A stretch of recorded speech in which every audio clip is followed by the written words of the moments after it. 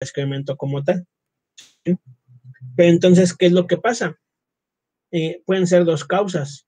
Una de ellas es que esté comiendo mucho alimento, ¿sí? Y la otra es que esté comiendo un alimento de difícil digestión, que tiene muchos carbohidratos y por consecuencia no puede digerirlo el perro, ¿sí? No sé si alguna vez a ustedes con sus animales, con sus perros, les ha pasado esa situación de que dicen, es que sí se comió bien el alimento, o comió de más y le dio diarrea, ¿no? Le dio, no, o a lo mejor no diarrea, pero sí hizo muy aguado, ¿sí? O a lo mejor cambiaron la dieta a otra croqueta diferente y le pasó lo mismo, ¿sí? No sé si han visto esa parte.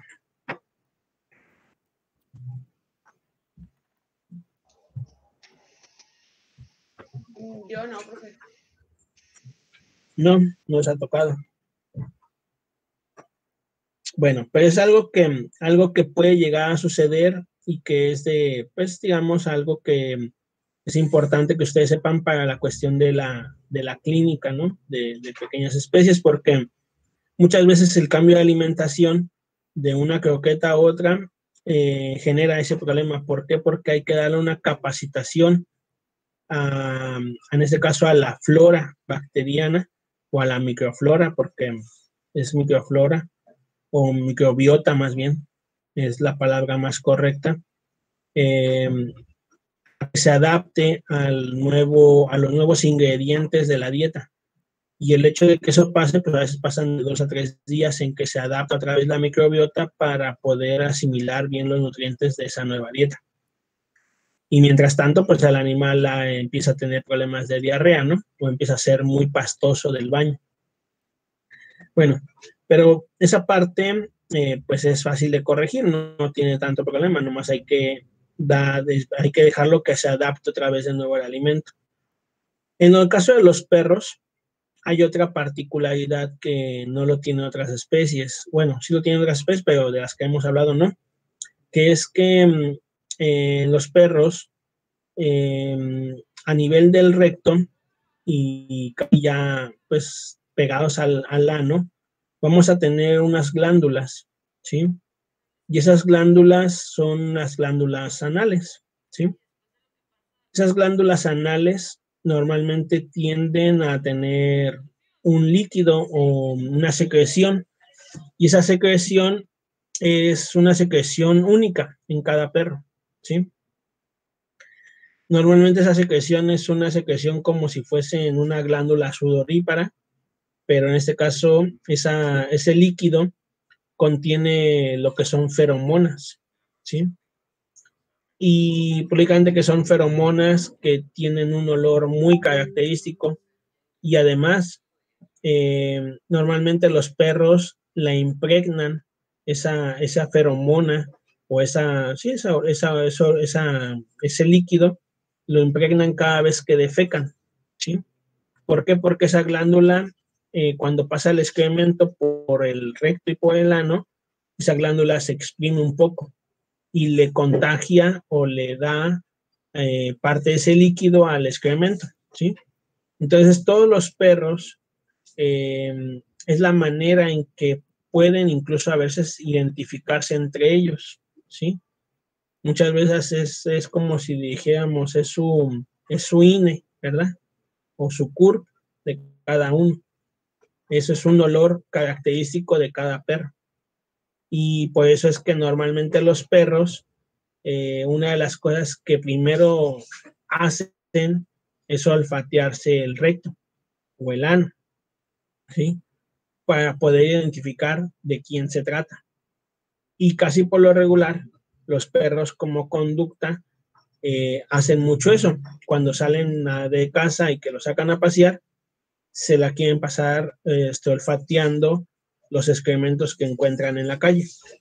Y eso lo hacen para poder tratar de identificar de qué perro se trata ese excremento y si es que lo conoce o no lo conoce, o si nunca lo ha conocido, ¿no? Entonces es la manera en que los perros de cierto modo se identifican, ¿sí? Ellos no se identifican de que porque uno es de una raza, otro es de otra raza, no. Para ellos todos los perros son perros, todos son de la misma especie, pero sería como una identificación propia de cada animal, ¿sí? Y eso puede ser un problema tanto de salud, el que hecho que conozcamos o que no conozcamos lo de las glándulas, porque normalmente las glándulas, ustedes imagínense qué perro es el que posiblemente tenga menor problema de las glándulas y qué perros tengan mayor problema con que esas glándulas se pueden incluso hasta tapar, ¿sí?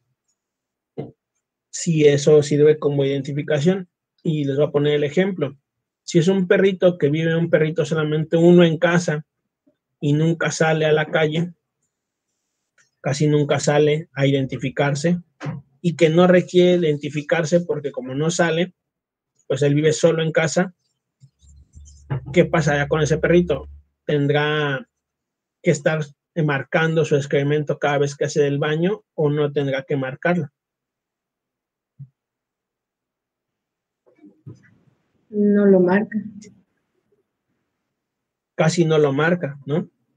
Casi no marca su excremento porque no tiene esa necesidad, no conoce a otros perros, él tiene su mismo espacio donde siempre hace del baño y por consecuencia, pues esas glándulas pueden empezar a tener una mala función y llega el momento en que se pueden tapar, ¿sí?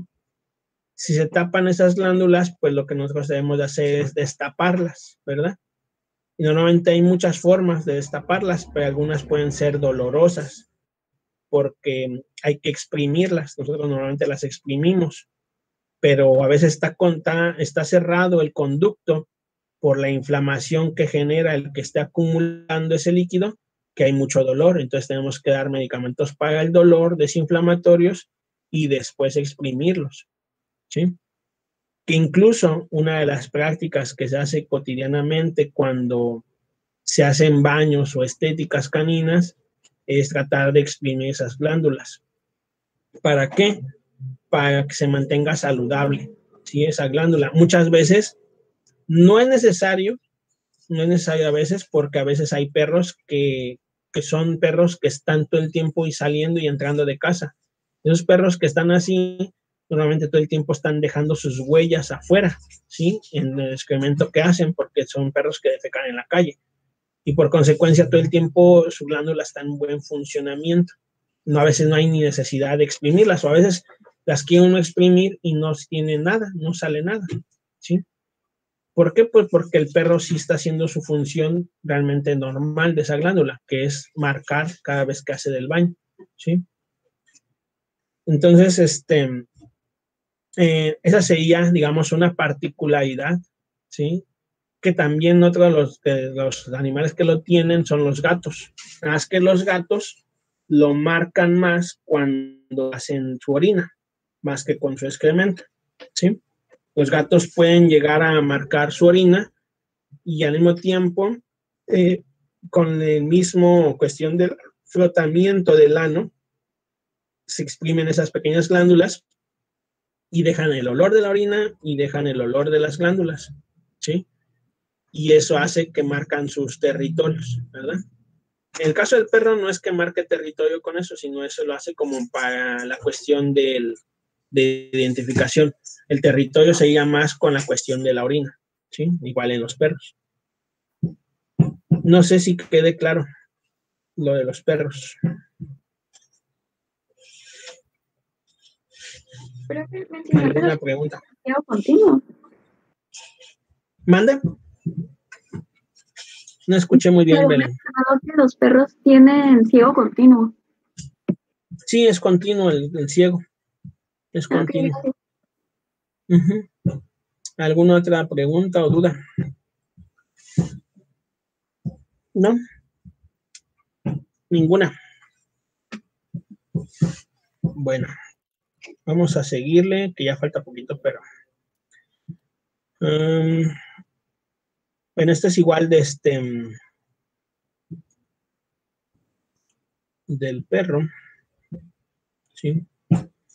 Aquí está la imagen esa que les digo, ¿sí?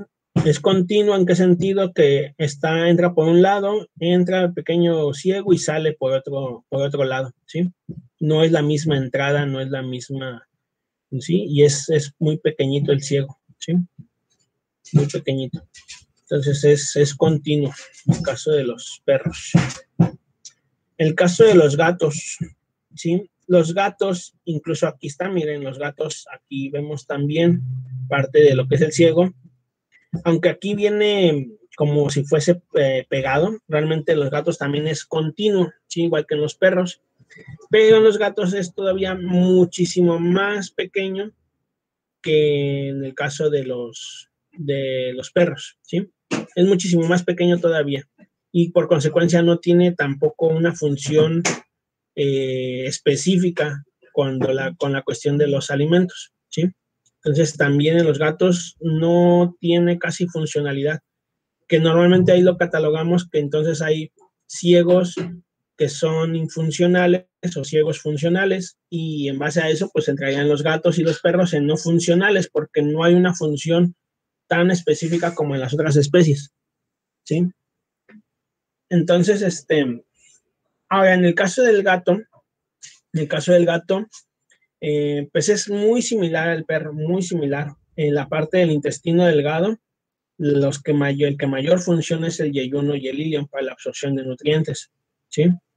Y en el caso del recto, de lo que es el colon y de lo que es el ciego, simplemente son absorción de nutrientes, principalmente agua, ¿sí? Y algunas vitaminas. Y no tienden a tener degradación de fibra, ¿sí? No pueden degradar fibra, entonces difícilmente vamos a poder ver que los animales puedan consumir una cantidad de fibra. Normalmente sí lo hacen. ¿Por qué? Porque aunque ustedes digan, es que bueno, entonces si dice usted, maestro, que no pueden consumir fibra, porque sí comen plantas. Normalmente eso lo hacen más por cuestiones conductuales, ¿sí?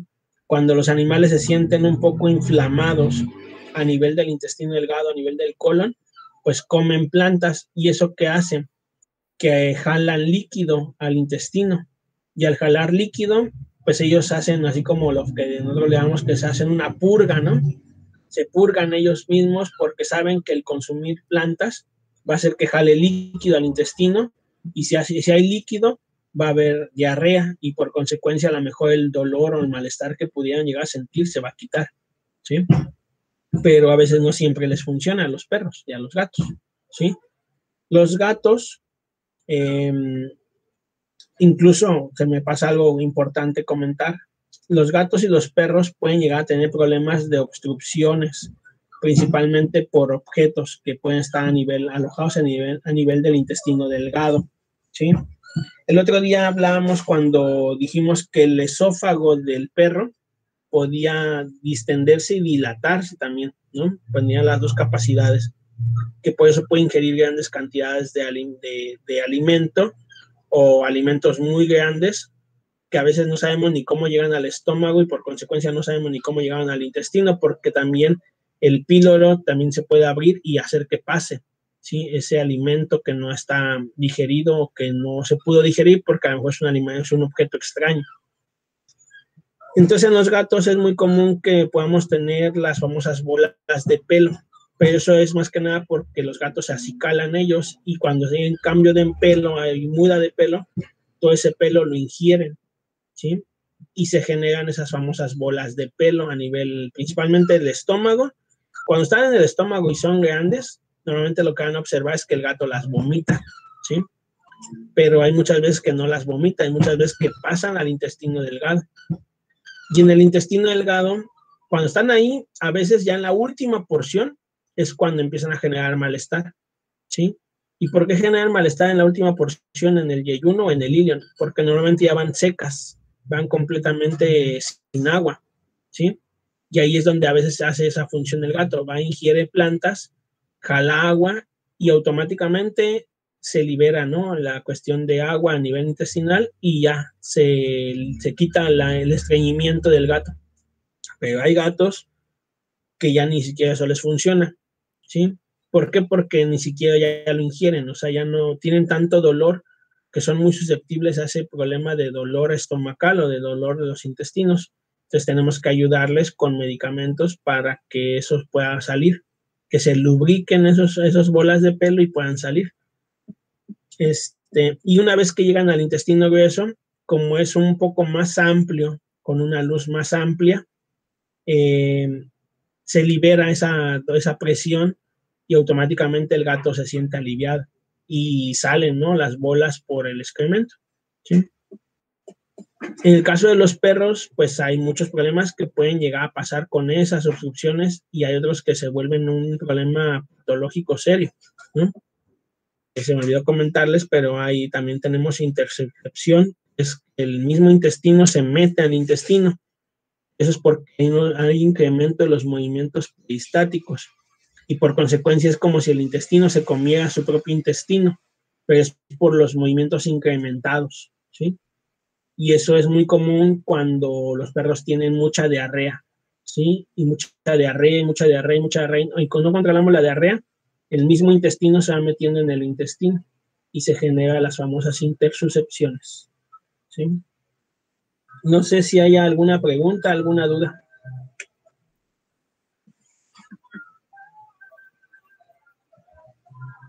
No, profe.